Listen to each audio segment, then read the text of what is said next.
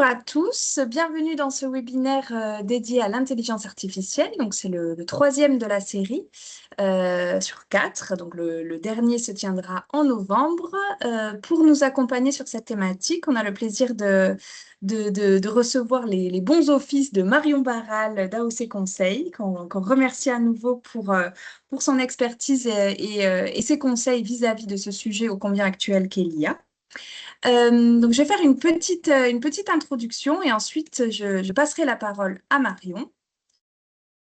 Voilà, donc on est là aujourd'hui pour parler de la qualification, de la prospection de futurs clients en utilisant l'intelligence artificielle. Ce webinaire, il s'inscrit dans une série donc, de quatre, dont le thème général, c'est « Utiliser l'IA pour faciliter le commerce et le marketing de mes vins bio ». Donc, pour vous repréciser un petit peu dans quel contexte on se place, donc moi, je suis Anne Hubert, je travaille pour Vignerons Bio Nouvelle-Aquitaine. Donc, on est un syndicat régional qui représente le secteur des vins bio donc dans la région Nouvelle-Aquitaine. On rassemble près de 200 viticulteurs bio, qu'ils soient en conversion ou certifiés. On les accompagne des vendanges jusqu'à la commercialisation. Donc, le syndicat, il a été créé dans les années 90 par les vignerons bio, parce qu'ils se sont rendus compte qu'ils avaient des besoins communs. Et nos missions, elles sont ici synthétisées. Donc, on a des missions de défense et de représentation au niveau régional, national, mais aussi européen, là où se fait la réglementation bio. Des missions aussi autour de la promotion.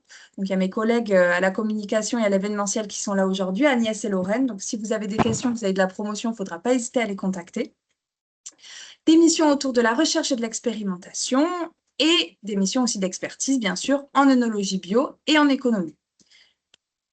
Et donc, sur la partie économique, notre travail, c'est de vous prémâcher un certain nombre d'informations, de synthétiser tout ce qui se fait autour du vin bio dans le secteur économique pour que vous ayez une idée de la consommation, de la production, de l'évolution des conversions, des marchés, la structuration des prix, comment ça se passe tout ça. Et on fait donc pas mal d'interventions, mais aussi on synthétise tout ça sous la forme de plaquettes qui sont disponibles sur notre site internet. Vous avez les derniers échantillons ici en lien cliquable. On vous accompagne aussi sur des questions pratiques autour du commerce. Et donc, il y a une série d'ateliers qui sont organisés, soit en ligne, soit en présentiel. Donc ici, on est dans la série des webinaires sur l'IA, mais on avait organisé aussi des webinaires sur la préparation des salons professionnels. Vous pouvez retrouver les replays sur notre chaîne YouTube. Et également des ateliers en présentiel qui seront plutôt fin d'année. Donc, un sur la rédaction de l'argumentaire de vente et un atelier également de co-développement. Dans la série des webinaires sur l'IA, il en reste donc un dernier qui se tiendra le 5 novembre et qui sera dédié à la surveillance justement de sa réputation, de sa e-réputation et des marchés via l'IA. Donc, n'hésitez pas à vous inscrire. Vous avez également le lien cliquable ici. Pour vous accompagner sur ces questions de conseil en commercialisation, nous, on n'est pas des consultants en commercialisation, hein, on reste un syndicat. Donc, on est aussi accompagné par un pool de consultants commerciaux. Donc là, ils sont ici présentés. Ils ont chacun leurs particularités, leurs spécificités et n'hésitez pas à les contacter en fonction de vos besoins. Donc, se préparer à travailler son commerce, regarder les marchés, faire de la veille, etc., c'est très bien, mais rencontrer ses acheteurs, c'est encore mieux. Et donc, le syndicat vous propose des événements. Alors, soit on s'associe à des événements qui existent déjà, comme des grands salons internationaux comme Wine Paris, ou alors on organise des rencontres acheteurs plus ciblées et également des rencontres aussi avec des clients particuliers. Donc, vous avez le listing ici des actions de promotion qui sont organisées par Vignerons Bio Nouvelle-Aquitaine en 2026. Donc, un stand collectif à Wine Paris Vinexpo Paris, en lien avec l'ANA. Également des rencontres acheteurs spécifiques à Bordeaux, une première session le 20 avril et une seconde qui se tiendra le 7 septembre. Donc, n'hésitez pas à vous inscrire. Je parle sous le contrôle de mes collègues, mais il me semble qu'il reste des places pour B2Bio Bordeaux. On a organisé aussi un concours des vins bio pour toujours faire la promotion de la qualité des vins bio. Des afterwork aussi, accès grand public à Poitiers. Donc là, on sort de la région bordelaise. Un premier qui s'est tenu le 12 juin et deux autres sessions, 31 juillet, 21 août à prévoir. Une session spéciale caviste en lien aussi avec l'ANA, donc le roadshow qui se tiendra le 4 octobre sur une demi-journée. Et enfin, notre gros salon accès clients particuliers, les nouvelles barricades qui se tiennent à la Cité du Vin et qui se tiendront donc le 21 et 22 novembre pour les achats pré-fête de Noël. Voilà, vous savez tout. Vous avez ici mes coordonnées, donc n'hésitez pas à me contacter si vous avez des questions. Et je vais maintenant céder la parole à Marion. Bonjour à toutes et à tous. Voilà, vous m'entendez toujours bien? Oui, tout à fait. Donc, sur ce troisième webinaire concernant l'intelligence artificielle, là, on va regarder la partie prospection. Vous allez voir, ça demande pas mal de rigueur. Il n'y a pas d'outil baguette magique qui vous fait tout d'un coup. Donc, à chaque fois, on procède par étapes. Comme pour les webinaires précédents, si vous avez des questions, n'hésitez pas à les mettre dans le chat et on les traitera en deuxième partie parce que comme je fais pas mal de démos, ça risque que de complètement déstructurer le webinaire si on ouvre les questions pendant le déroulé. Donc, on se réservera 20 à 30 minutes sur la fin pour traiter les questions. Voilà, si ça vous va. Parfait. Alors, je vais commencer par partager mon écran.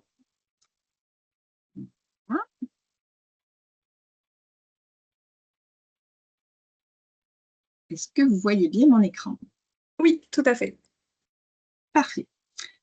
Alors, donc je passe rapidement. Je pense que la plupart d'entre vous me connaissent. Hein. Je fais partie du réseau AOC Conseil avec vraiment, bon, comme le cœur de métier AOC Conseil, vraiment une vision très commerciale et marketing de l'entreprise viticole. Mais j'ai complété ma formation avec un master spécialisé à télécom et j'ai toujours eu cette casquette assez branchée digitale. Donc aujourd'hui, c'est vrai, j'adresse beaucoup la thématique de l'intelligence artificielle, mais avec une vraie expertise métier vin. Je passe rapidement sur AOC Conseil parce que la plupart d'entre vous connaissent. Donc aujourd'hui, dans un marché saturé, des marchés saturés même, je pourrais dire, la différence ne se fait plus seulement sur le vin, elle se fait aussi sur la précision commerciale. Et ça, c'est vraiment important. On a beaucoup progressé au cours des dernières décennies sur la précision technique, au niveau du vignoble, au niveau de la cave. Aujourd'hui, on a besoin aussi de se professionnaliser au niveau commercial.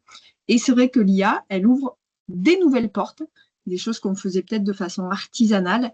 Elles peuvent aider à être plus structurées, à gagner du temps et à être plus précis. Alors, comme pour tout, l'IA, c'est une sorte de boîte à outils où il faut déjà savoir comment on veut l'utiliser pour en tirer quelque chose d'intéressant. Par exemple, sur la prospection commerciale, je vous ai illustré ici plein d'étapes auxquelles on peut utiliser l'intelligence artificielle. Je ne vais pas pouvoir traiter toutes ces étapes dans ce webinaire. On n'a pas assez de temps, mais si vous avez des questions, etc., n'hésitez pas à me les poser à la fin du webinaire ou après. Aujourd'hui, on va faire un focus sur tout ce qui est préparation, ciblage des marchés, tout ce qui va être sourcing, identification, le radar, c'est-à-dire repérer des noms d'entreprises, des noms de personnes, d'acheteurs, etc. Tout ce qu'on appelle enrichissement et qualification, c'est-à-dire essayer de trouver des coordonnées à un moment pour contacter ces personnes-là.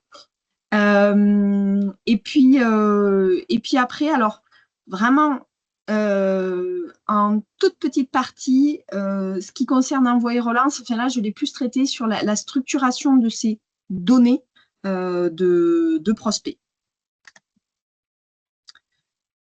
Donc, aujourd'hui, on va apprendre à repérer, cibler, qualifier, identifier, structurer, suivre en partie, je vous ai dit, sur ce cas-là. Donc, comme les fois précédentes, moi, je ne suis pas voilà, plus sur… je vais vous présenter divers outils en fonction des usages qu'on va en faire. On va utiliser beaucoup Perplexity aujourd'hui. Vous verrez, c'est une IA comme ChatGPT que vous avez l'habitude d'utiliser, sauf que Perplexity, c'est une IA qui recherche sur Internet. C'est sa spécialité. Donc, elle a bien moins de risques d'hallucination. Donc, quand on veut faire des recherches, ce que nous, on aurait mis du temps à faire, aller chercher sur Google, sur LinkedIn, sur les réseaux sociaux, Perplexity peut être notre petit robot pour faire ça à notre place. Donc, on va l'utiliser très souvent. On va utiliser des outils qui sont pas forcément des outils d'IA, des outils qu'on appelle de scrapping. Le scrapping, c'est aller fouiller, chercher des coordonnées sur Internet. Ça existait avant les outils d'IA. Maintenant, ils intègrent dans les fonctionnalités payantes un petit peu d'IA, mais on n'a pas besoin d'être... Enfin, on verra. On verra les nombres de crédits, ce qu'on peut faire en version gratuite et payante.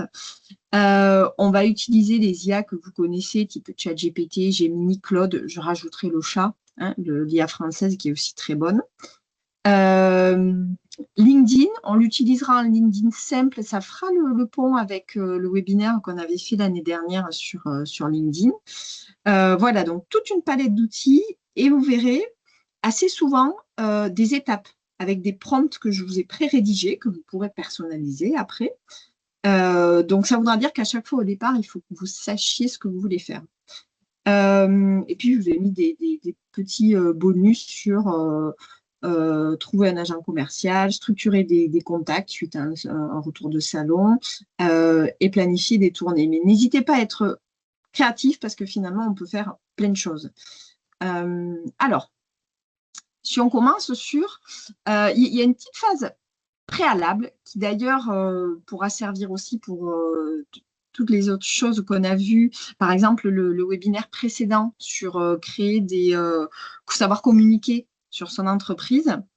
L'idée, c'est de se créer une petite fiche d'identité du domaine qu'on pourra sauvegarder sur un fichier Word et copier-coller quand on veut dès qu'on interagit avec l'IA. Hein. Ce sera sa mini-fiche de présentation format texte, plutôt qu'à chaque fois retaper « Je suis vigneronne dans telle appellation, j'ai 10 cuvées en telle… voilà. Vous en avez un, vous le sauvegardez, vous en resservez tout le temps. Donc, celui-là, on va le faire.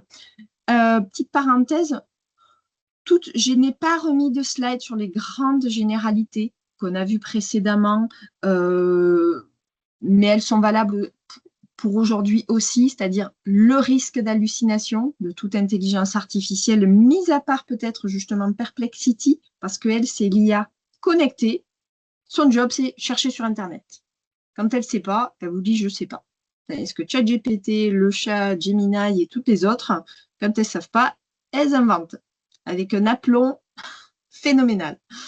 Donc, risque d'hallucination, donc revérifier, relisez, toujours.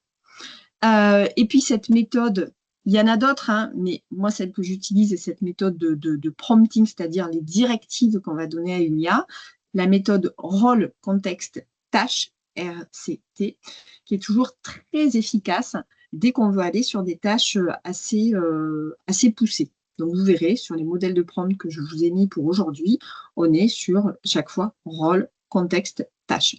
Alors, cette petite phase préliminaire pour avoir sa fiche prête à copier-coller de présentation du domaine. Ça, c'est le cahier de prompt que vous aurez. Il est long parce que, comme on est sur des tâches poussées, je vous ai rédigé des prompts longs. On verra que dans certains cas d'usage, vous pouvez être beaucoup plus concis. Mais mieux vaut que je vous donne des prompts un peu trop longs, un peu trop détaillés, quitte à après les raccourcir, que avoir des choses trop courtes qui ne vous donneront pas des résultats pertinents si vous êtes sur des tâches assez poussées. Alors, sur le premier prompt, où vous voulez créer une fiche d'identité du domaine. Donc là, je vais copier ce prompt qui suit bien la méthode rôle, contexte, tâche. D'accord? Quel rôle, quelle casquette je vais attribuer à mon intelligence artificielle. Le contexte, plus vous allez nourrir une IA, plus elle va être pertinente et plus elle va vous répondre sur mesure, moins vous aurez l'impression d'avoir quelque chose très générique et que finalement, oh ben, moi j'aurais fait mieux. Et à chaque fois, je vous ai mis surligné en jaune les choses où il faut que vous mettiez vos propres informations. Donc là, pour créer sa fiche d'identité du domaine, je vais utiliser Perplexity. D'ailleurs, on peut le faire sur deux. On va utiliser Perplexity et le chat. À peu près toutes les IA, tous les types d'IA fonctionnent. Ce qu'il va falloir, c'est idéalement être en mode connecté, c'est-à-dire comme on va fournir des URL, c'est-à-dire des adresses Internet, de réseaux sociaux, de sites Internet, etc. Perplexity, elle le fait par défaut parce que c'est une IA toujours connectée. Sur ChatGPT et les autres, souvent, c'est un petit bouton à sélectionner. Hein. Pensez toujours, il ne faut jamais supposer que l'IA va comprendre. Il faut être très explicite dans ses directives et dans le mode de fonctionnement de l'IA, parce que moins vous l'êtes, plus elle va faire des économies de ressources. Donc, par exemple, la recherche sur Internet demande plus de ressources qu'une recherche générique. Donc, si vous ne précisez pas à l'IA qu'il faut qu'elle aille fouiller sur Internet, elle aura tendance à juste aller fouiller dans le surnageant de sa base de connaissances. Donc, elle peut vous donner des réponses pas actualisées, etc. Donc, j'ai copié ce prompt. Et donc, comme je l'ai dit, on va le tester sur deux outils. Perplexity, qui est une IA qui est tout le temps connectée à Internet. Je l'ai en version pro, mais sincèrement, vous avez quasiment les mêmes niveaux. Ça fonctionne très bien en gratuit. Vous n'avez pas besoin d'être en payant. Perplexity, ce sera l'IA que je vous conseillerais à chaque fois que vous voulez avoir des données actualisées, c'est-à-dire, par exemple, des données marché, avec des articles de presse récents, etc. Ou lorsque il y a des questions assez juridiques. Par exemple, s'il y a quelque chose qui a changé sur les douanes, là on parle de distillation, etc. Voilà. Perplexity va aller chercher sur des sites internet et va chaque fois vous mentionner ses sources, donc vous pourrez vérifier si ce n'est pas un truc inventé ou si ce n'est pas un truc trop vieux. Alors, je colle mon prompt. Alors, il l'a centré, je ne sais pas pourquoi, mais ce n'est pas très grave. Je vais le personnaliser. Là, par exemple, on va mettre, je vais prendre un cas, hop, en vallée du Rhône. Et donc là, je lui demande de lister toutes ces informations-là pour le domaine que je lui ai spécifié. Et toujours, hein, c'est ce qui est entre... brackets, j'ai oublié le nom en anglais. C'est ça qu'à chaque fois, vous allez devoir mettre vos infos à vous. Donc, pour le domaine de l'amandine,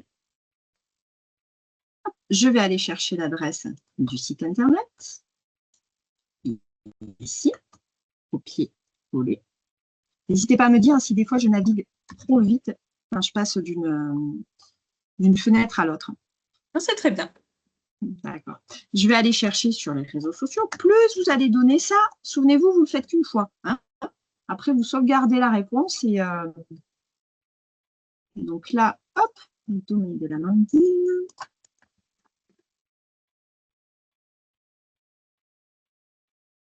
Hop, je vais mal taper. Voilà. Donc là, c'est cette adresse qui apparaît en haut que je vais récupérer pour Instagram, s'il y a un compte Instagram, ici. Tac. Des fois, il y a des pages qui présentent votre domaine sur les pages des syndicats, sur les pages de la RVS, voilà. Essayez d'en donner autant que possible. N'ayez pas peur sur les prompts que vous utilisez qu'une seule fois, comme ça, d'en mettre beaucoup, parce que vous aurez des réponses de meilleure qualité. Voilà. Là, je prends aussi la page Facebook. Voilà. On peut éventuellement joindre des pièces, par exemple, s'il y a une brochure, une fiche technique, ce qui vous paraît le plus pertinent. Une seule fiche technique, si vous avez toute une gamme, ce n'est pas très pertinent. Mais par exemple, une brochure, un flyer, tout ce qui va pouvoir nourrir cette IA en info assez assez général. Donc là, il me semble que j'ai une brochure quelque part. Elle n'est pas là, je vais la retrouver, une brochure où, voilà, j'ai ça, et la brochure générale. Hop. Le mieux pour être explicite, c'est de reprendre le titre du nom de vos pièces jointes. Plus vous allez être rigoureux avec l'IA, mieux elle va vous répondre. Il faut être très méthodique. Ce n'est pas obligatoire, mais c'est une recommandation. Hop. Déjà, on est pas mal. Est-ce que j'ai bien complété toutes les infos à personnaliser? Il n'y a rien d'autre. Voilà. Donc, je vais démarrer Perplexity. Et juste pour comparer les réponses, on va la faire sur le chat aussi. Le chat qui est notre IA française et qui est plutôt qualitative. Qui va être, par exemple, je vous la recommande si plus sur le séminaire, le webinaire précédent, dès qu'il y a des finesses de langage. Parce que comme elle est française. Alors, des fois, sur certaines intelligences artificielles, lorsque vous copiez-collez des prompts longs, soit ils apparaissent comme ça, soit ils apparaissent comme texte copié. Un petit peu comme si vous aviez mis une pièce jointe. Il n'y a aucun souci, ça fonctionne très bien aussi. Il faut juste dire, le prompt, il est ci joint. C'est juste pour des questions de ressources. Donc là, mon prompt long apparaît bien. Je vais juste bien lui remettre les deux pièces jointes, la brochure et le dépliant caveau, qui était hop, ici. C'est une recommandation que je dois vous faire de ne pas utiliser une seule intelligence artificielle. Même si vous avez un historique de travail avec, etc., et vous dites, oh là là, si je passe sur une autre, je risque de tout perdre. C'est pas dramatique, parce que déjà, il y a des méthodes pour récupérer des infos. Et au contraire, on est vraiment au balbutiement de toutes ces technologies. Et donc, il faut être sur un mode très exploratoire. Il y en a une qui peut être très performante à un moment, 3 mois après, mais on parle de mois, voire même de semaines, quelques semaines ou mois après, une autre peut l'être plus pour certaines tâches. Donc, je vous conseille d'avoir un gratuit, 2 à 3 comptes d'IA actifs et de ne pas hésiter à faire comme je fais là, comparer le même prompt et choisissez la réponse qui vous convient le mieux et continuez du coup sur celle qui vous a le mieux répondu. Si on devait être, par exemple, sur, comme je vous ai dit, tout ce qui est finesse de langage, le chat est très pertinente. Si on devait être sur de l'analyse chiffrée, assez poussée, ChatGPT en gratuit a, par exemple, tendance à faire un peu de la dyscalculie.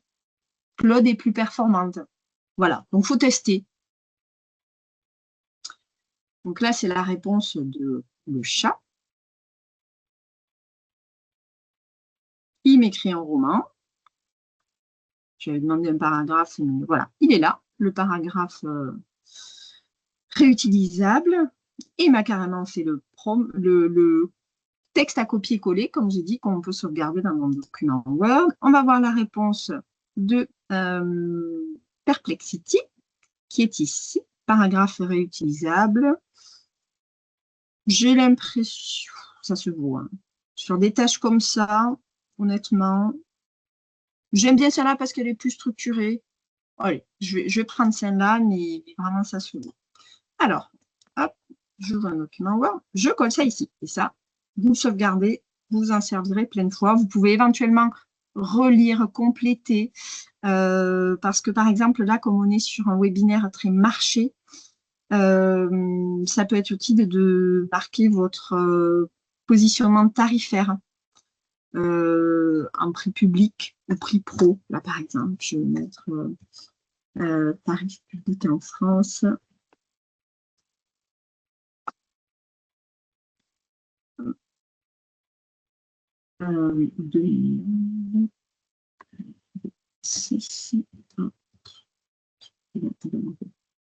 Oui, 25. Voilà.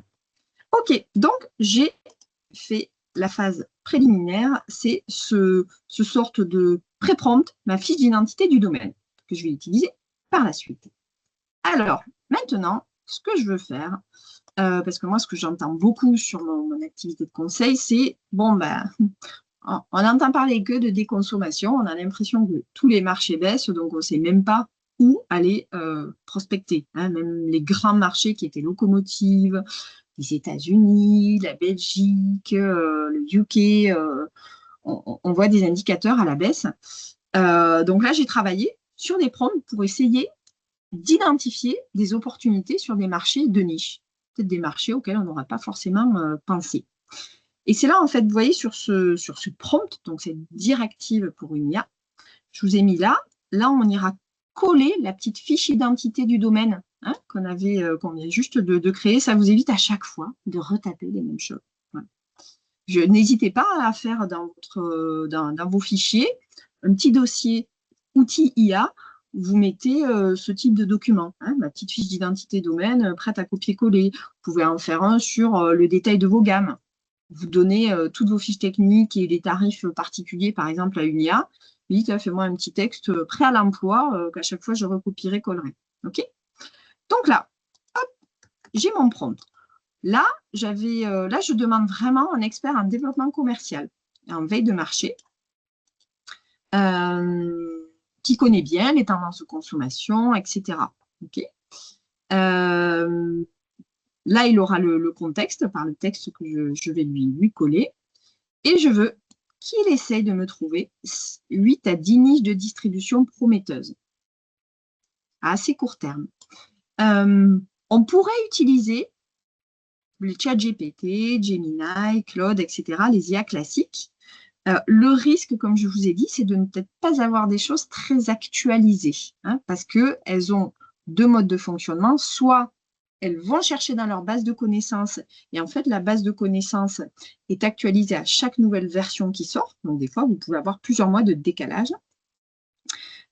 Sinon, il faut les utiliser en mode connecté. Dans ChatGPT, je vais vous montrer comment ça se présente.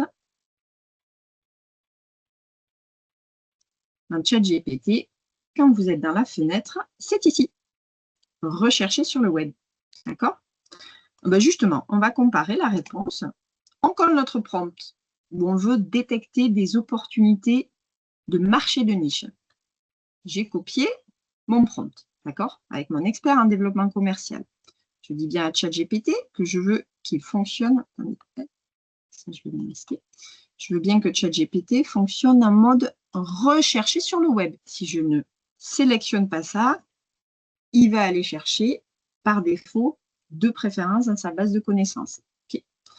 Et je n'oublie pas de mettre ma petite fiche de présentation du domaine, d'accord?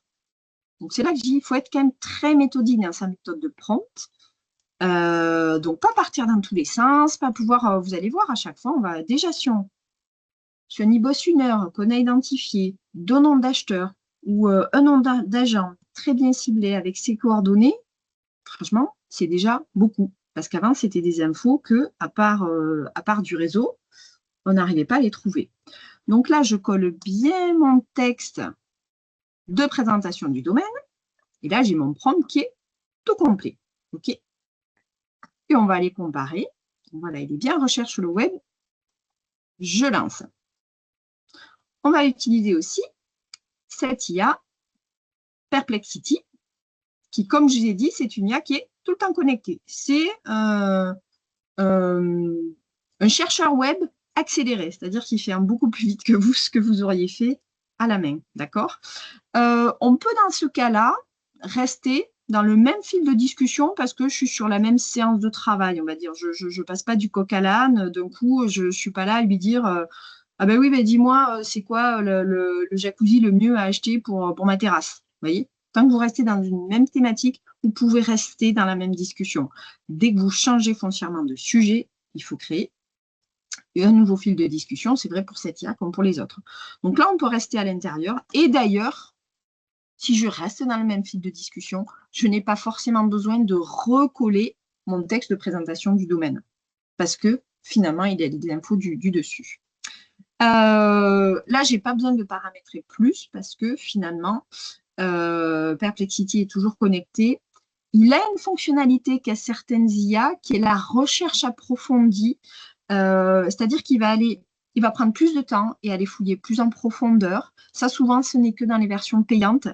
Et honnêtement, pour une tâche comme celle qu'on fait là, elle n'est pas nécessaire. Même moi qui utilise beaucoup l'IA, la fonctionnalité recherche approfondie, je crois que j'ai dû m'en servir 2 fois, 3 fois depuis le début de l'année. Donc, vous n'avez pas besoin de ça.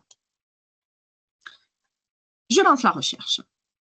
On va pouvoir aller voir sur cette recherche de marché de niche ce que m'a répondu ChatGPT. Alors, il me dit les résidences de tourisme premium et les appart-hôtels européens. Alors, ce que je trouve intéressant, c'est que c'est vrai que quand on cite des réseaux de distribution, spontanément, on ne pense pas à ça. Des pierres et vacances premium, Dormio, là, il y a même des noms que je ne connaissais pas. Donc là, on voit qu'on peut être beaucoup plus chirurgical dans sa prospection. Est-ce qu'il nous propose d'autres choses? Premier test, identifier 30 établissements dans un rayon de 300 km. Conciergerie de villas de luxe et location saisonnière. Entreprise spécialisée dans les cadeaux d'affaires, ça en général on connaît, ce sont des petits réseaux ciblés, mais donc pas, il dit ce ne sont pas les CE, hein, ce sont vraiment des cadeaux d'entreprise, donc pas les CE, pas les très grosses sociétés. Club privé de golf, croisière fluviale sur le Rhône, donc il a bien contextualisé par rapport au domaine dont on parlait. Plateforme européenne de réservation. Sauf que là, c'est plutôt, on n'est pas sur de la vente de vin. Ça fait partie des biais de vie, hein. C'est pour ça que, comme je l'ai dit, il faut tout relire et trier. Et vous n'en gardez que ce qui est qualitatif. École de cuisine et académie gastronomique, ça c'est plus sur le réseau prescripteur, plutôt que entre des agents, des chefs privés, tout à fait. Et ça, je confirme, ça fait partie des réseaux de niche auxquels on ne pense pas. Par exemple, le Var, beaucoup de résidences secondaires et beaucoup de chefs privés. Donc, ça peut être un très bon relais pour vendre du vin. Des agences événementielles spécialisées entreprises. Je pense à Château-Forme, par exemple. Il y en a plein d'autres.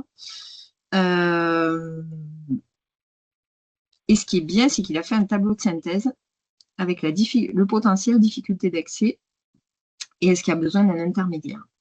OK, on va aller voir Perplexity, ce qu'il nous a répondu. Alors, les marketplaces de vente directe spécialisées vin, c'est un peu comme c'est les grappes en fait, hein, les grappes que certaines d'entre vous connaissent, qui est une, je mets mes vins sur les grappes et je peux vendre directement au consommateur final. Les grappes, ils ne vendent pas qu'en France. Là, à chaque fois, ce qui est super avec Perplexity, c'est qu'il vous donne ses sources. Et il a tendance, sauf si vraiment il ne trouve pas beaucoup de matière, il a tendance à bien prioriser ses sources, c'est-à-dire à mettre en priorité des sources qualitatives de référence. Donc là, il dit qu'il y a des signaux de dynamisme récent, etc. Vente aux importateurs de restaurants Natural Sustainable. Là, il va chercher le baromètre Ideal Wine 2026. Alors, en plus, c'est intéressant parce que ça vous permet de trouver par exemple, ce baromètre, je ne le connaissais pas. Donc, je vais me hâter de le lire. Les clubs privés de vin, oui.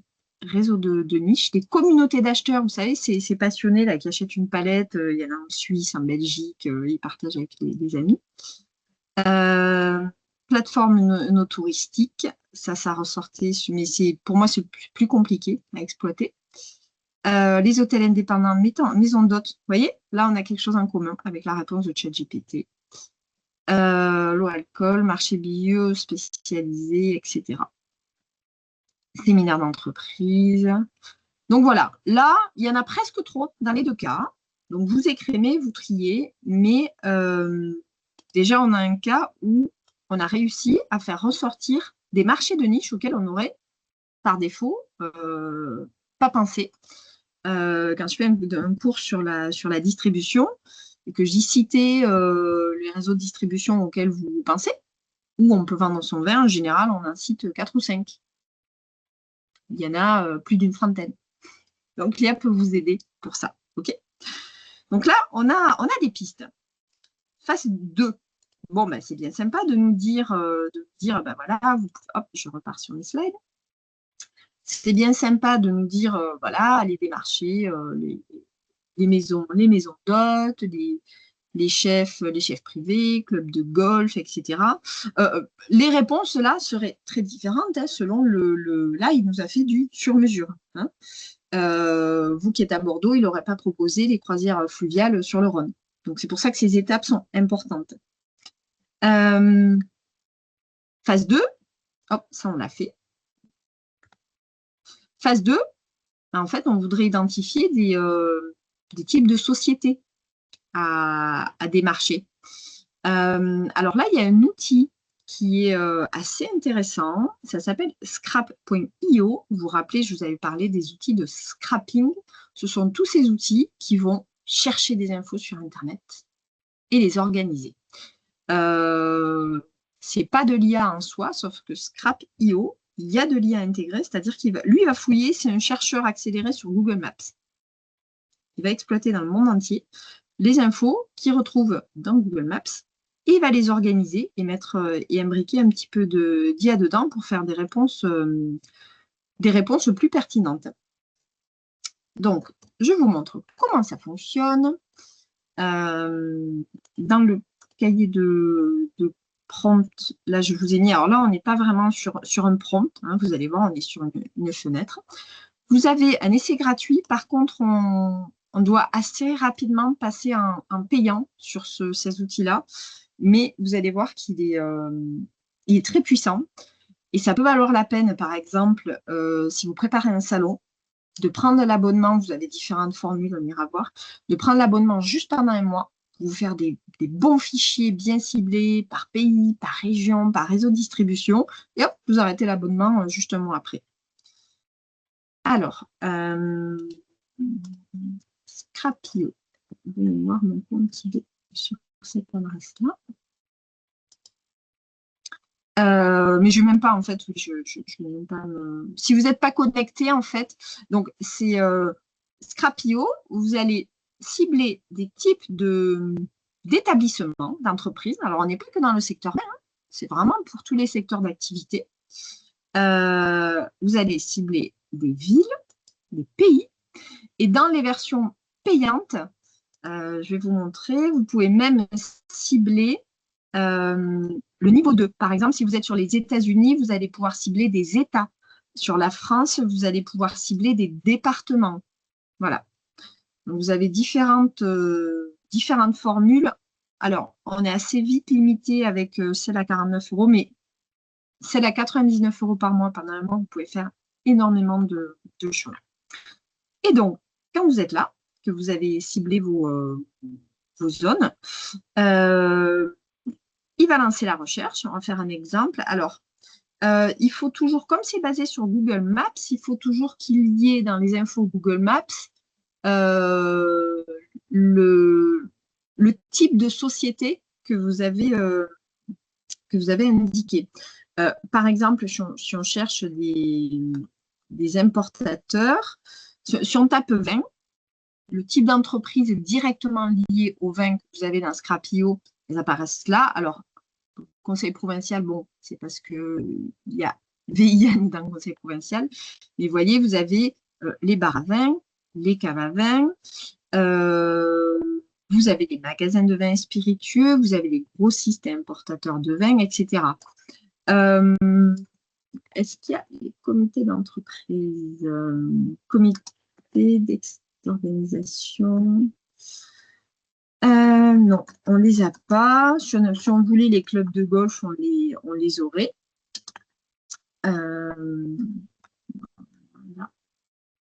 Voilà. Là, on va faire quelque chose qui est un peu plus générique. On va se mettre sur les grossistes importateurs de vin, par exemple. On va aller sur un pays, par exemple, un pays. un pays de niche. Voilà, par exemple, le Pérou. Je pense au Pérou parce que j'ai, euh, j'ai dispensé un cours avec la fille d'un importateur de vin au Pérou. On va voir ce que ça donne.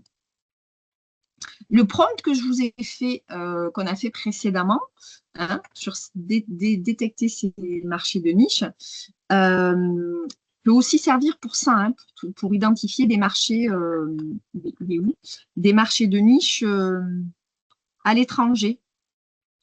Hop, il est là. Voilà. On peut même rajouter, moi, je veux uniquement chercher des marchés de niche à l'export. Voilà. N'hésitez pas, ce prompt de base, à vous l'adapter sur mesure.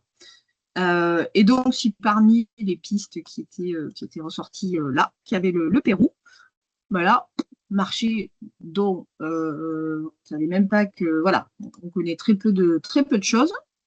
Ah ben déjà, Scrapio me sort 38 contacts. Alors quand je suis en gratuit, de mémoire, voilà, il faut que je me connecte.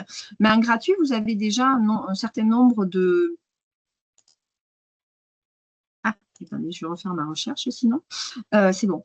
Un certain nombre de... Ça vous fait un Excel. Donc, c'est super parce que vous avez un outil prêt à l'emploi avec le nom de la société, le numéro de téléphone, un mail. Alors, c'est là le point de vigilance. Scrapio, comme son nom l'indique, il scrape, donc il va fouiller sur Internet. C'est que des informations légales. Hein. Il va chercher sur du Facebook, du LinkedIn d'ailleurs, il vous dit où est-ce qu'il va chercher, le site Internet de l'entreprise, etc. Des fois, quand il n'a pas beaucoup de choses, bah, il peut avoir des fameuses adresses mail, contact ou info qui ne sont pas très utiles. Donc, ça veut dire qu'il faut aller plus loin, c'est les étapes qu'on va voir après, requalifier un petit peu les infos. Mais vous voyez que sur des réseaux de niche, Scrapio, il va fouiller des fois le biais aussi de Scrapio. C'est que sur certaines catégories, par exemple, si vous cherchez des cavistes, c'est très puissant pour vous faire des fichiers cavistes. Il peut mettre mélanger un peu des fleuristes ou des bars tabac parce que c'est basé sur des infos Google Maps, donc soit par erreur parce que le gérant d'entreprise a mis la mauvaise catégorie ou parce qu'il a de la multi-activité. Donc voilà, c'est pareil pour tout avec l'IA, ne pas prendre le résultat en l'état, rebrancher votre cerveau derrière et retravailler le sujet.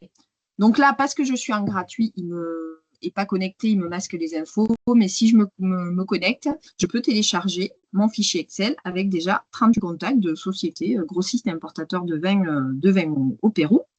Ce qu'on fera habituellement, voilà, prendre sa bonne volonté d'aller chercher un par un sur Internet, fouiller le site Internet, voir si je trouve, souvenez-vous, un contact sur LinkedIn, etc. Mais on va voir que ça, on peut se faire aider l'IA aussi, pour le faire de façon un peu plus structurée et moins chronophage. Cette phase de aller plus loin une fois qu'on a des noms d'entreprise. Donc ça, c'est pour le cas d'usage. Scrapio. Alors, autant il y a plein d'outils avec des alternatives. Là, vraiment, sur le mode de fonctionnement, d'ailleurs, je l'enlèverai, à part la recherche manuelle sur Google ou Google Maps, Scrapio n'a pas trop d'équivalent sur ce côté fouilleur de Google Maps et exporter un fichier Excel, donc sur tout type d'entreprise que vous aurez paramétré. Alors, une fois qu'on a des noms d'entreprise, souvent, ce qu'on fait, en théorie, plutôt qu'une fois qu'on a des entreprises, voire même des mails avec un fichier Scrapio et faire un gros envoi de mails en masse et voir qu'il y en aura bien qui répondra, vérifier l'adéquation du portefeuille. Et ça, on sait que habituellement, quand on le fait, c'est long. On va aller sur le site Internet. Alors, déjà, ça prend du temps, voir s'ils sont en capacité de vendre des vins de mon positionnement ou pas, si ce sont plutôt des vendeurs de grosses étiquettes ou des vendeurs de marques très très connues et pas de vins de niche. Est-ce qu'ils sont vendre du bio ou que du conventionnel? Est-ce qu'ils sont plutôt sur de la grande distrib ou du CHR qualitatif? Voilà. Tout ça, d'habitude, on le fait à la main. Aujourd'hui, il faut croiser aussi avec les réseaux sociaux parce que certains ont très peu d'infos sur le site Internet et un peu plus sur les réseaux sociaux, sur les sociétés plus récentes. Ça, on peut le faire de façon un peu plus efficace avec, là aussi, Perplexity. Comme vous vous souvenez, c'est cette IA qui est tout le temps connectée au web. Donc là aussi, je vous ai mis un modèle de prompt pour cette phase-là, qui est, donc là, c'est le Scrapio, ça on l'a fait. Qualifier l'adéquation du portefeuille de la liste brute à une shortlist qui est vraiment pertinente par rapport à mon positionnement. Donc là, j'ai fait un modèle de prompt où ici, on remettra éventuellement, sauf si on reste dans le même site de discussion, on pourra remettre sa fiche d'identité domaine. Et surtout, ben là, moi par exemple, si je poursuis sur le cas du Pérou, je vais dire que c'est le Pérou. Éventuellement, je vais mettre des noms de sociétés que j'ai trouvés dans mon outil Scrapio. Donc, je copie ça. Je vais retourner sur mon IA connecté Perplexity, ici. Voilà. Donc, je vais remettre ma fiche d'identité domaine, mais ce n'est pas une obligation. Donc, elle est là. Là, j'ai choisi Pérou. Pays. Pérou. Et là, je vais aller récupérer des noms de société. On va prendre quelques-uns. Best Brands. Hop. Tac. On remet ça en 17.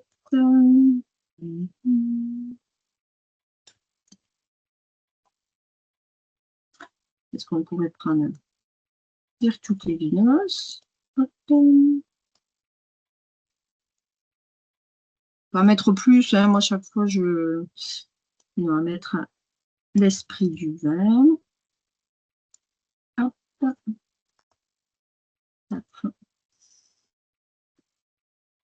L'esprit du vin. Je lui demande d'analyser chaque prospect. Alors, j'aurais pu lui coller, là, ils y sont dans comme j'ai collé le texte, j'aurais pu lui coller l'adresse du site internet. Mais a priori, ça devrait bien fonctionner comme ça aussi. Pour chaque prospect, détermine s'il existe une réelle adéquation, etc. Et je veux qu'il analyse. Évitez toujours de demander trop de choses à la fois. Par exemple, là, si vous lui balancez une liste de 30 importateurs ou de 30 cavistes, ça va faire trop. Prenez-les par petites tranches de 3 à 5 idéalement. Fragmentez vos tâches. Parce que toujours pareil, une IA, plus vous lui en demandez, plus elle va aller à l'économie. Parce qu'elle ne pourra pas tout faire. Donc, mieux vaut être très précis et qu'elle aille chercher en profondeur. Et après, vous demandez et elle va chercher en profondeur. Voilà. Donc là, j'en ai mis 4. Hop. On va lancer la recherche. Et on va faire pareil avec ChatGPT que je garde bien en mode connecté. Éventuellement, alors, est-ce qu'il a bien repris?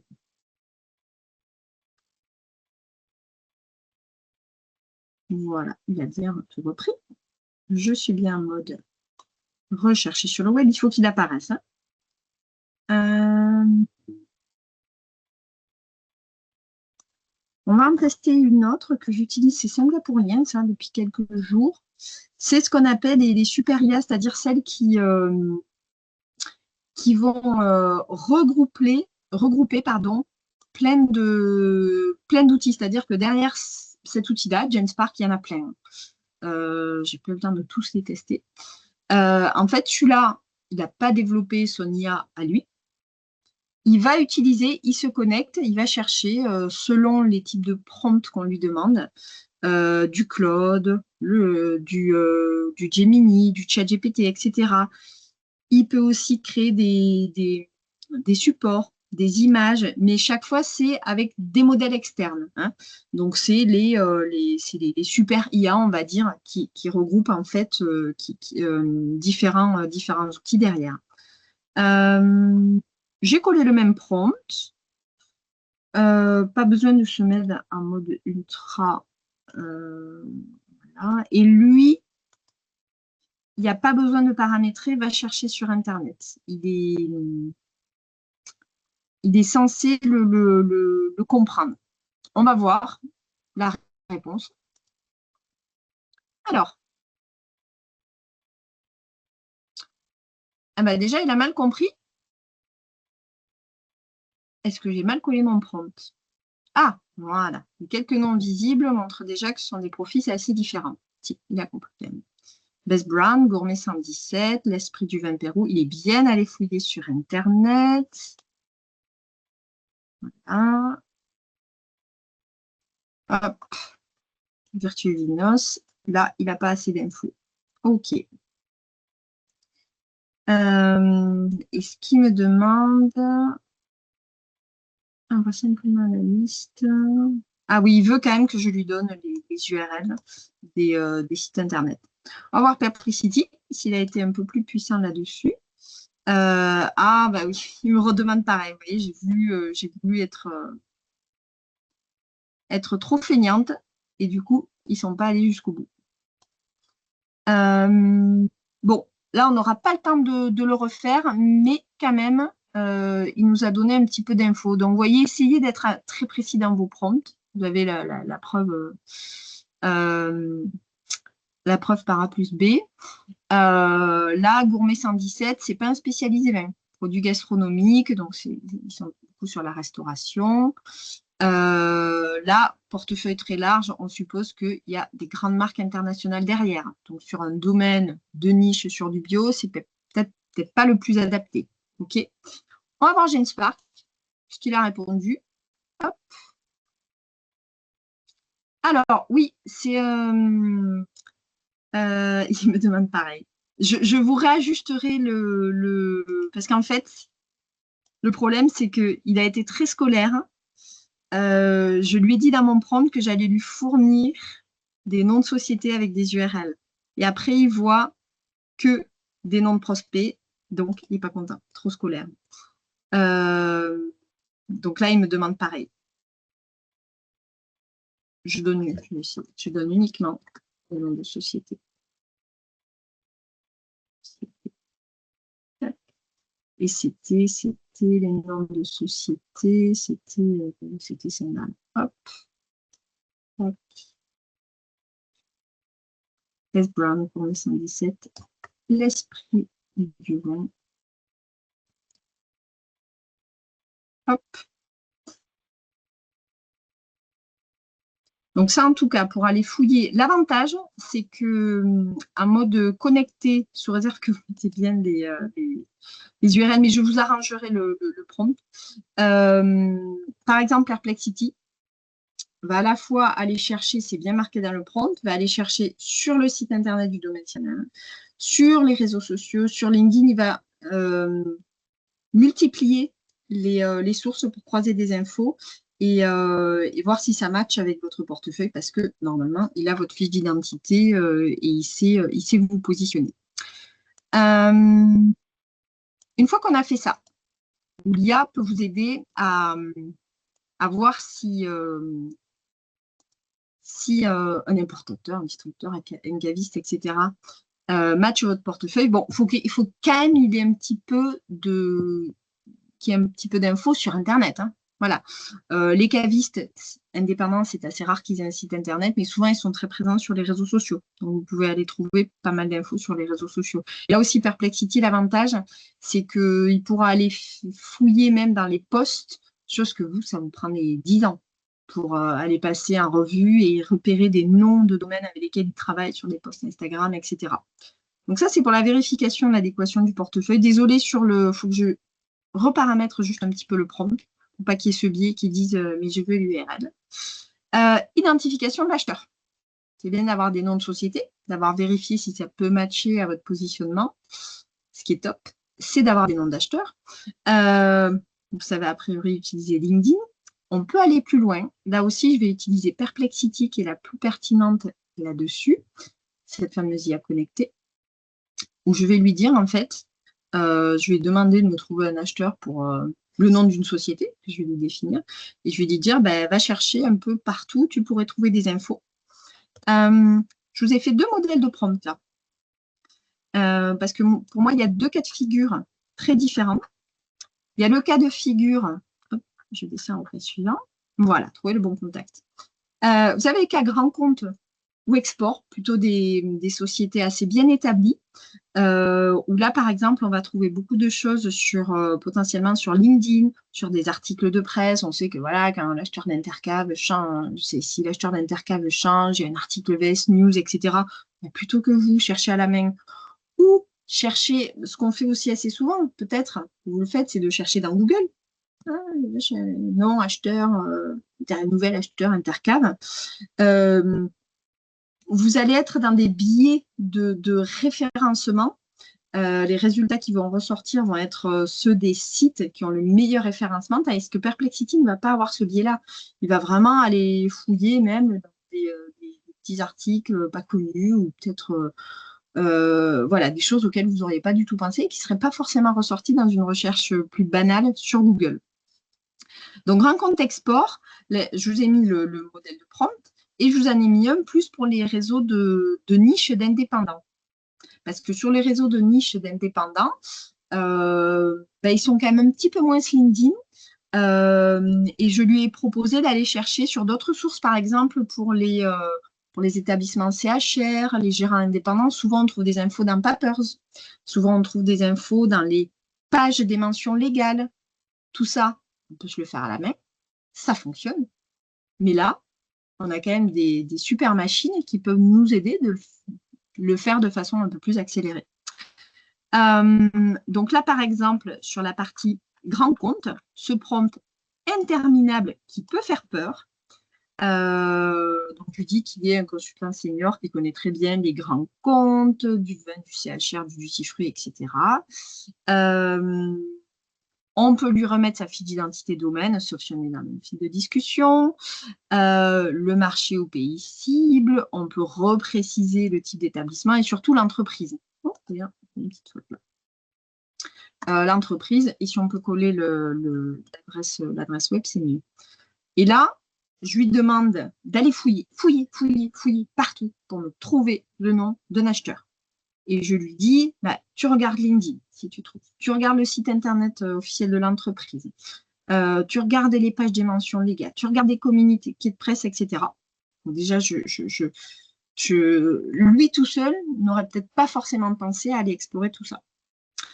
Et en plus, un titre d'acheteur 20, ce n'est pas toujours le même intitulé de poste qui peut apparaître sur LinkedIn, sur des articles de presse, etc. Donc, je lui fais toute une tartine de type de potentiel. Ce n'est pas exhaustif, hein, mais il y en a quand même beaucoup. Donc, j'aurais même pu, n'hésitez pas à les féminiser aussi, parce que pour des acheteurs français, voilà, il faudrait même décliner directrice, etc. Mais bon, là, vous avez quand même un modèle de prompt qui fonctionne pas mal. Si on veut faire, bon, c'est un cas assez simple. Et je vais rester dans le... J'étais dans ce fil de discussion-là. Donc là, par exemple, hop, non, je vais pas le prompt. On va le faire par exemple pour Intercab, mais il faut le tester pour ici. Voilà. Hop, copier. Voilà. Ici. Donc, il y a les éléments que je dois personnaliser. Donc, si on prend Intercab, hein, on va tester, donc c'est marché cible de la France. Chaîne de caviste.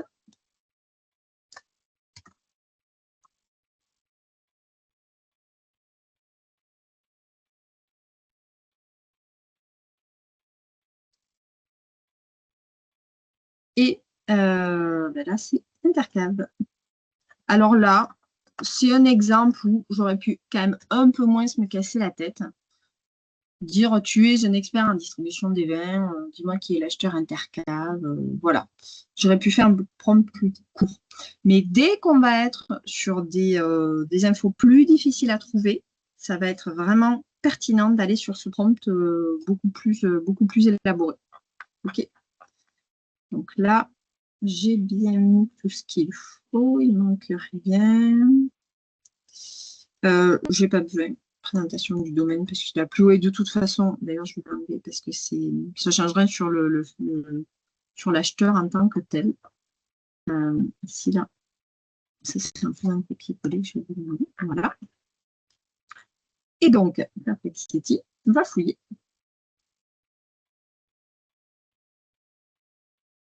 Tchou. Donc, il est allé fouiller sur LinkedIn, il trouve Audrey Rayon, sans surprise.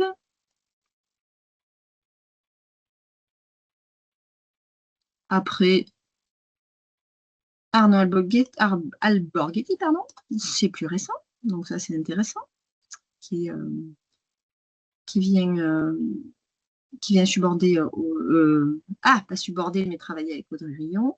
Et on a même d'autres noms qui apparaissent. Il y a une acheteuse junior, etc. Donc, CF, webinaire sur LinkedIn.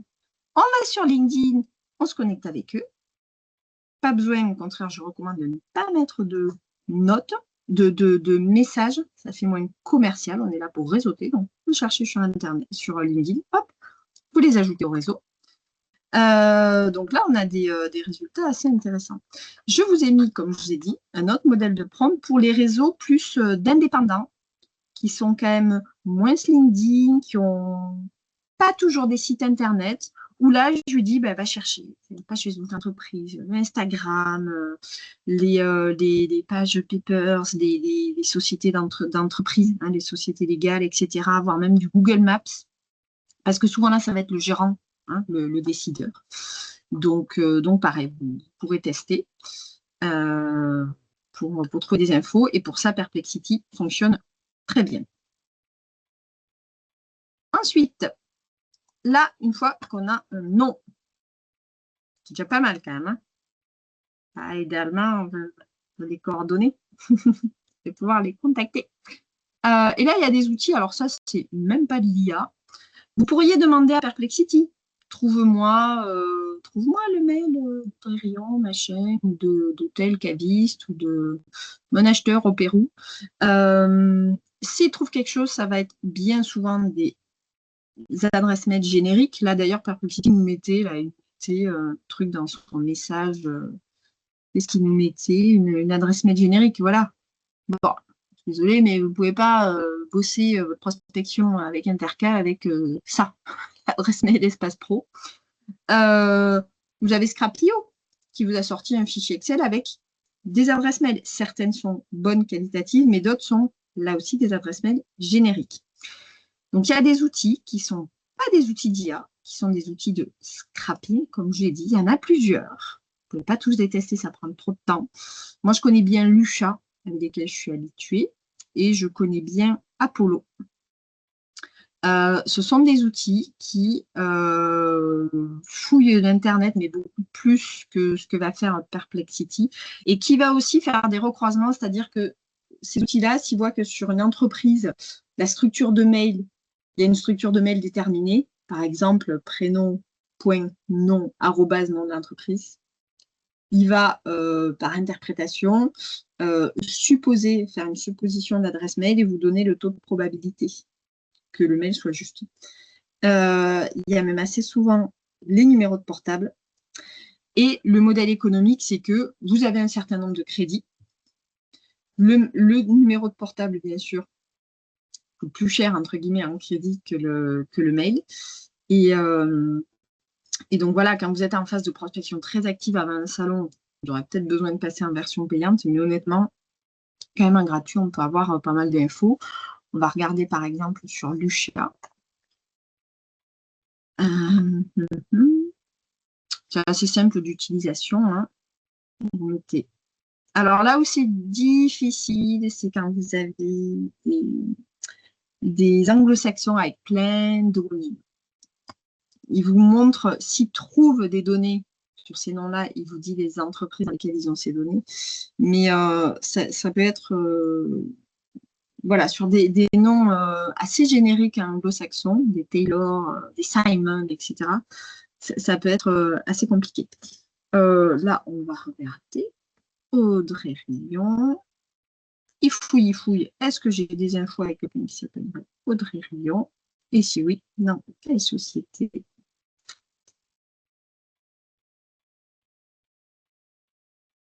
Et bien voilà. Tac. Les SNP qui est très bien. Et bien là, je consomme un crédit ou pas? Clinique. Voilà. Et là, on a 0,6. Ça ne marche pas toujours. Attention, ces outils-là, vous avez plus de probabilité que ça fonctionne sur des grands comptes, des grosses sociétés. N'hésitez pas à tester, mais si vous multipliez les outils, Lusha a plus vous pouvez faire plus de choses avec Lusha en gratuit, mais il y a aussi, je trouvais que en fait, il est assez complémentaire d'Apollo.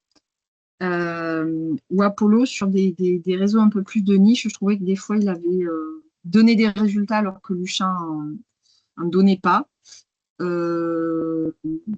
Ah oui, c'est parce que c'est pas sur cette adresse mail que je suis connectée. Mais après, c'est exactement pareil. Apollo, vous mettez un nom et il fouille, il vous dit s'il a des références ou pas.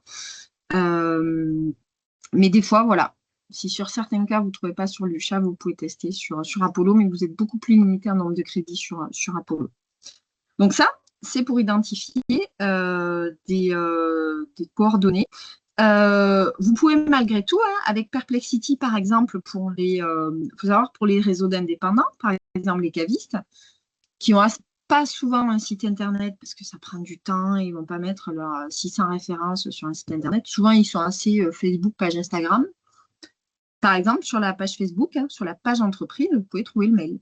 Donc, soit vous le cherchez à la main, soit vous pourrez paramétrer avec la même méthode, dire à Perplexity, voilà, j'ai identifié tel caviste dans telle ville, aide-moi à trouver l'email, le 06. Si, voilà.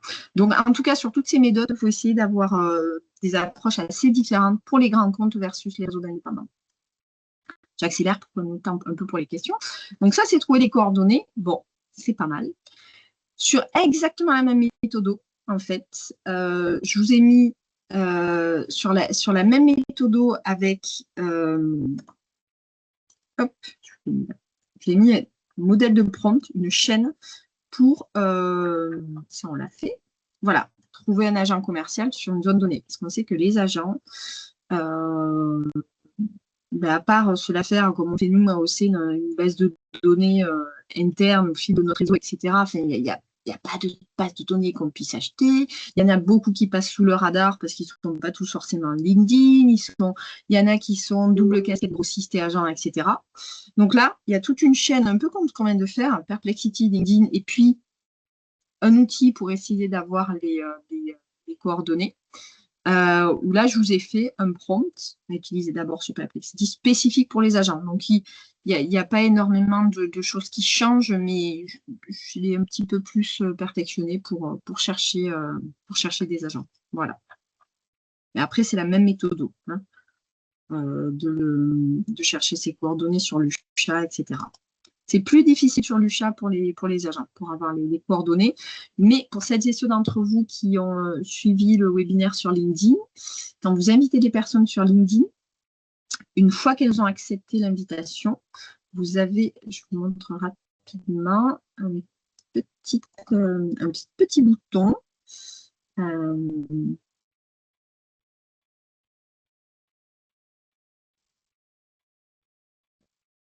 Là, on parlait des réunions.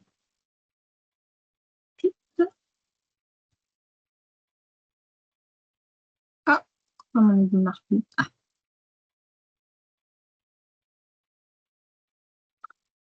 Là, vous avez... Ah non, il est là. Le bouton coordonnées. Alors, quand vous n'êtes pas connecté, c'est ça qui apparaît. Quand vous êtes connecté, par défaut, vous avez accès à l'email. Alors, attention, je l'avais dit au webinaire LinkedIn, souvent, c'est le mail de quand on a créé son compte LinkedIn, donc pas forcément la société dans laquelle on est à l'heure actuelle. Donc, dès lors que c'est un mail personnel, Yahoo, Gmail, etc., on ne l'utilise pas. C'est juste de la déontologie et de l'éthique. Moi, je ne supporterais pas de recevoir des mails à fin professionnelle sur mon Gmail perso. Voilà. On peut le masquer hein, quand on utilise LinkedIn, mais tout le monde ne le fait pas forcément. Donc, des fois, on a même le 06. C'est dans coordonnées et c'est une fois qu'on est connecté. D'ailleurs, je pense l'avoir fait, mais voilà, peut-être là, j'ai envoyé une invitation à Audrey Rion. Pour les agents, deux derniers petits cas d'usage super utiles. Alors, c'est peut-être les plus faciles. Ranger ces données. Et alors là, toutes les IA prenez celles que vous aimez, elles le font tout aussi bien. C'est-à-dire, vous avez des cartes de visite, des trucs notés à l'arrache après un salon, etc. Vous dites, ah, moi, je veux faire un beau tableau bien structuré. Ah ben, pour ça, l'IA, l'IA est top. Vous pouvez faire avec des cartes de visite. Ça, c'est super simple. Vous les prenez en photo. N'en mettez pas 20. Pareil, soyez méthodique. Vous en mettez 5 à 10. Faites une photo de bonne qualité. Et vous avez un modèle de prompt pour... Ça vous transcrit ça et ça vous le met en tableau. Et j'ai un autre... vous pouvez le faire aussi avec des notes manuscrites. Hein. Les IA sont très bonnes, on va dire, pour transcrire des choses écrites. Donc là, hop. Là, c'est pour des notes de salon. Je copie ça. Alors là, on utilise celle qu'on veut, hein, ChatGPT. On n'a pas trop utilisé celle de Google, donc là, on va utiliser celle de Google. Hop, je ferme tout ça. On va utiliser Gemini. Hop, je code le prompt. Voilà, tu es expert en structuration de données. Voilà, tu es rigoureux. Surtout, je lui ai mis, tu n'inventes rien quand tu n'as pas une info, tu laisses la case vide. Tu n'inventes pas un mail qui n'existe pas, tu n'inventes pas un numéro de téléphone qui n'existe pas. Voici un pièce jointe, mes notes. Voilà, je vais lui mettre des notes de salon. Mes notes. Je vais mettre Salon Wine Paris. Hop. Salon Wine Paris. Et la date, alors je m'en ai parce que je me souviens plus, c'est pas très grave. Ça, là, en l'occurrence, ça n'aura pas forcément d'impact sur le... Et de mémoire, je l'avais téléchargé. Le carnet salon. Voilà, on était là. Carnet salon. Je vais vous montrer à quoi il ressemble, hein, ce fichier. Ça peut être aussi des notes sur... je sais qu'il y en a certains d'entre vous qui ont un petit notepad ou des choses comme ça. Moi, c'est un truc un peu plus structuré, mais vous n'avez pas l'obligation d'avoir quelque chose de très structuré. Moi, c'est un truc avec des cases. Vous mettez la catégorie, voilà, est-ce que c'est le marché export, etc., ce qui a été dégusté. Mais vous pouvez le faire aussi avec des petites notes manuscrites habituelles. Je l'ai mis la pièce jointe, clac, j'y demande de me faire un beau petit tableau que je vais pouvoir mettre dans Excel ou Google Sheet. Et comme je dis, c'est pareil, en photographiant des cartes de visite. Voilà, juste le segmenter, pas le faire tout à la fois, et vous avez le modèle de prompt qui fonctionne bien. Donc là, on va le laisser mouliner ça. Et dernier cas d'usage, c'est pour optimiser des tournées. Je vous ai mis un modèle de prompt où, hop, ça on l'a fait, pour planifier des tournées commerciales. Où par exemple, vous avez repéré des prospects, puis il y a des clients, etc. Je vous ai mis un modèle de prompt où vous pouvez saisir. Alors, un petit complément avant ça, pour faire des tableaux de prospects, vous pouvez le faire aussi avec des signatures d'email, avec ce prompt-là. Sur cela, toutes les IA fonctionnent, hein, celles avec lesquelles vous avez l'habitude, en gratuit, voilà. Vous pouvez coller des textes de signature de mail. Et aussi, je vous ai mis un petit prompt. Des fois, ça c'est plus pour le caveau. Des fois, on a des vieux fichiers qui traînent, des trucs pris à la main, des trucs dans un vieux Excel. Et certains, il y a des erreurs de syntaxe. Par exemple, il n'y a pas le arrobase, ou ils ont rajouté une lettre, etc. Je vous ai mis un petit prompt. Je ne vous fais pas la démo, mais ça fonctionne bien. Pareil, c'est sur toutes les IA qui va vous repérer. Il va faire une petite synthèse sur ceux où il y a potentiellement des erreurs de syntaxe. Voilà. Et après, pour finir, voilà, planifier les tournées. Je vous ai fait un modèle de prompt. Pareil, ça fonctionne là sur à peu près toutes les IA. Vous allez pouvoir mettre la zone géographique, des listes d'établissements.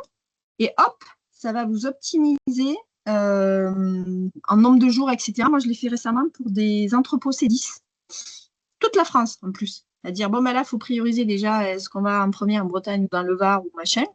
Et à dire, bah, il faut à peu près tant de journées, commencer par tout ce qu'on faisait à la main avant, quoi. On va commencer par Rennes et puis on va remonter là, etc.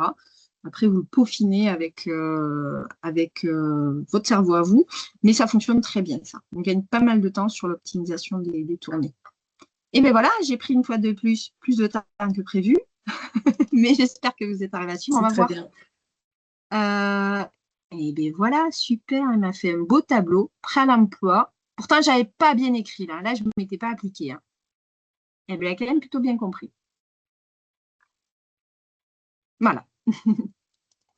Place aux questions. Je vais arrêter le partage. Merci beaucoup, Marion. Merci beaucoup. Alors, il nous reste un petit quart d'heure pour les questions. Donc, déjà, il y avait une question vis-à-vis du fait de savoir si le replay sera disponible. Oui, il sera disponible.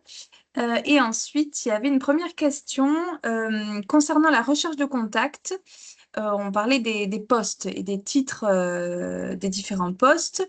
Les titres des postes sont recherchés dans leur intitulé en langue locale, point d'interrogation. Est-ce que ce serait mieux de tout écrire en anglais? Ça va dépendre du marché cible. Mm. Je dirais même que si vous êtes, par exemple, toujours pareil, donc il faut connaître votre objectif. Par exemple, si vous avez bossé et que c'est l'Allemagne, je dirais même que vous reprenez ma liste d'acheteurs et vous demandez à Ilia, bon, là, je veux des titres pour un acheteur allemand. Traduis-moi, complète s'il y en a que tu as, à ton avis, qui manquent dans la liste, parce que moi, c'est le marché allemand. Donc, l'idéal, c'est d'être sur la langue du marché cible. Si vous êtes que sur le marché français, vous mettez tout en français, vous déclinez bien féminin, masculin, et là, ça fonctionne très bien. Parfait. Est-ce que ça répond à la question?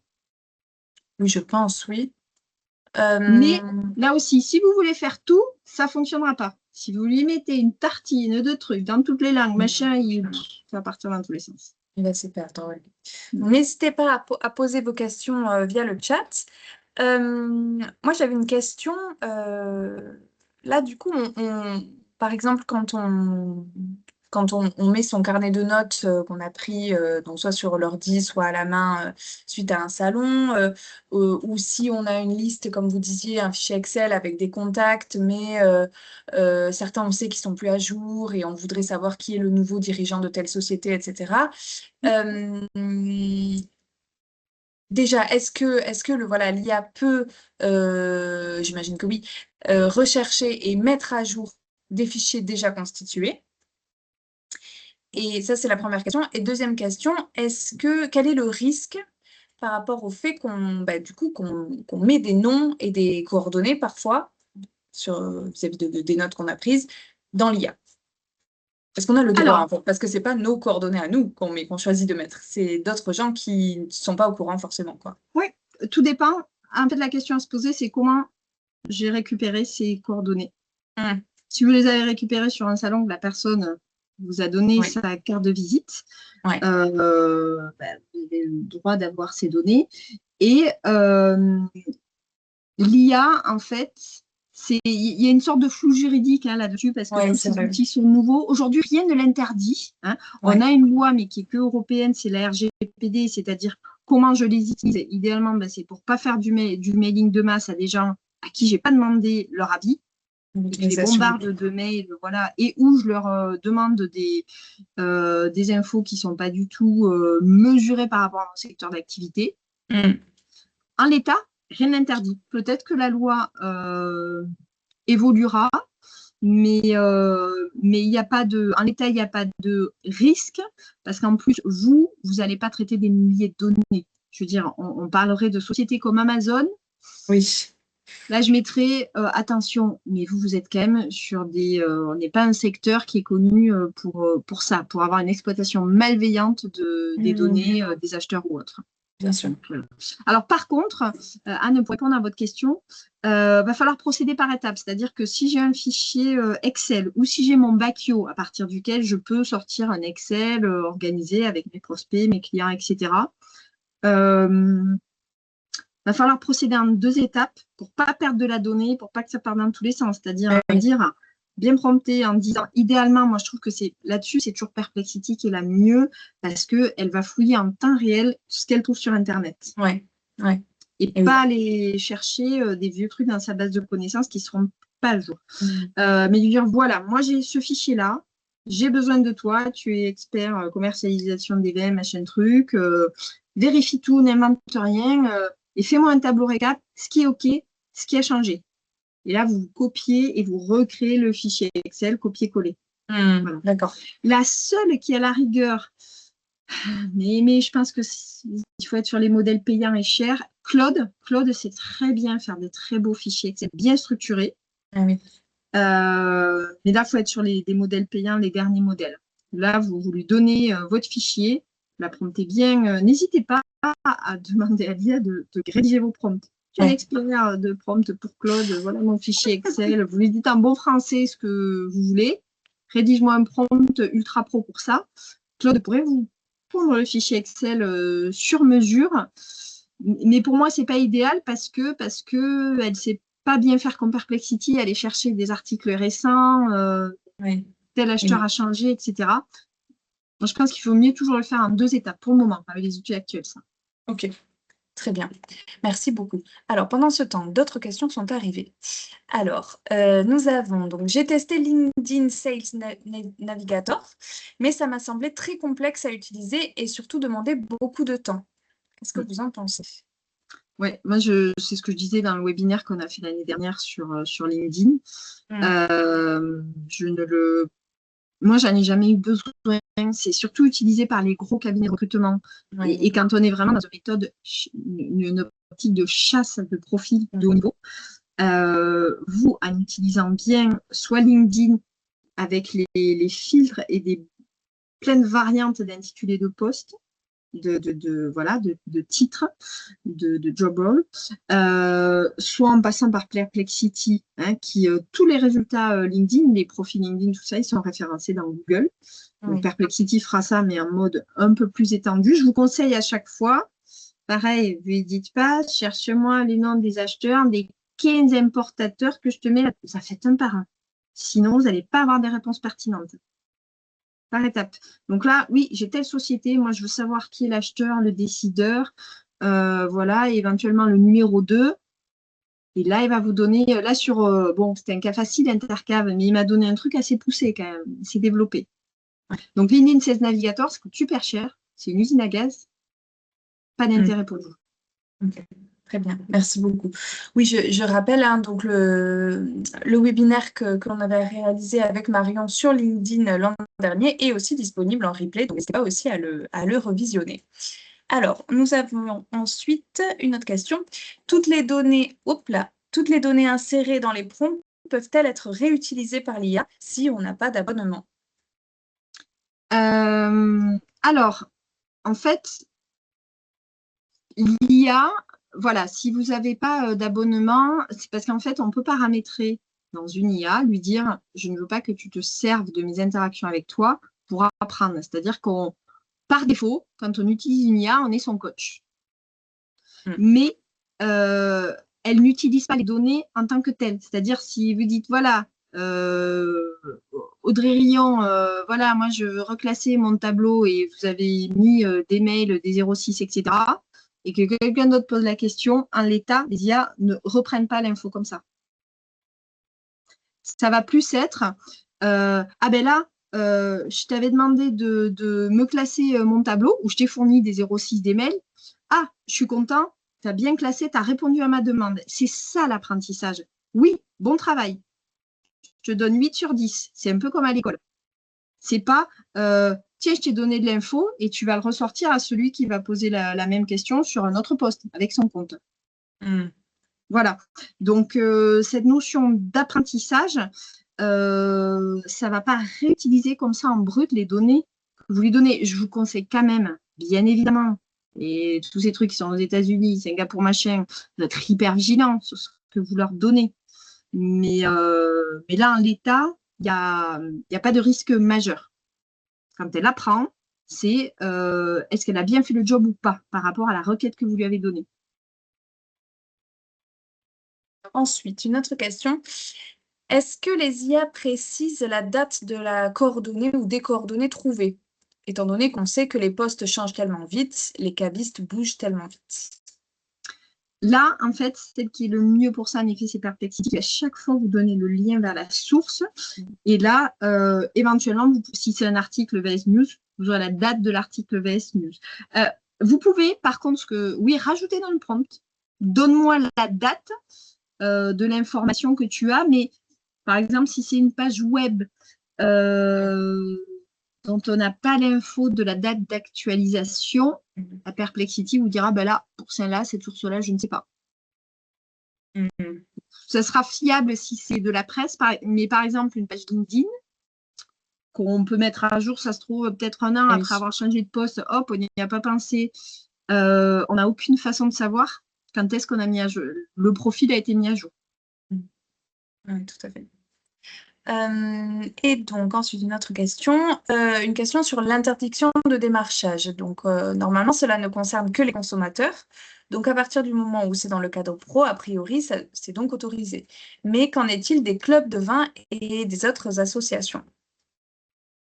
Alors, là, en l'état, je revérifierai, mais rien ne l'interdit. Alors, si vous démarchez directement un particulier, Oui. Mais là, c'est l'association, c'est le collectif qui démarche. Voilà. Un Si participant. c'est une association, il n'y a pas de souci. Si c'est un particulier, pareil, enfin, en tout cas, je n'ai pas de référence de vigneron ou domaine qui était dans une agressivité de démarchage vis-à-vis d'un particulier, que ça ait pu enfreindre cette loi. Donc, de toute façon, bon, démarcher un particulier, par exemple, un passionné de vin en Suisse et qui achète sa palette une ou deux fois par an pour les copains, vous savez que c'est pas des gros volumes, donc vous n'allez pas non plus vous acharner comme un fou. Oui, tout à fait. Ok. On a une précision, la loi va entrer en vigueur le 11 août. D'accord. Ça sera bien, ça, nous, pour les panneaux solaires, les machins, les trucs, tous ces appels qu'on reçoit. Quelle horreur, mon Dieu. Tout à fait. Ok, alors il n'y a pas d'autres questions. Est-ce qu'il y aurait des dernières interrogations? C'est le moment, c'est le moment, c'est le moment. Donc n'hésitez pas. Donc là, la prochaine session, ce sera donc en novembre pour faire de la veille sur sa réputation sur Internet et sur les marchés. Donc il y a un trou, effectivement, pour vous laisser le temps de souffler, de pratiquer, de récolter, de vinifier.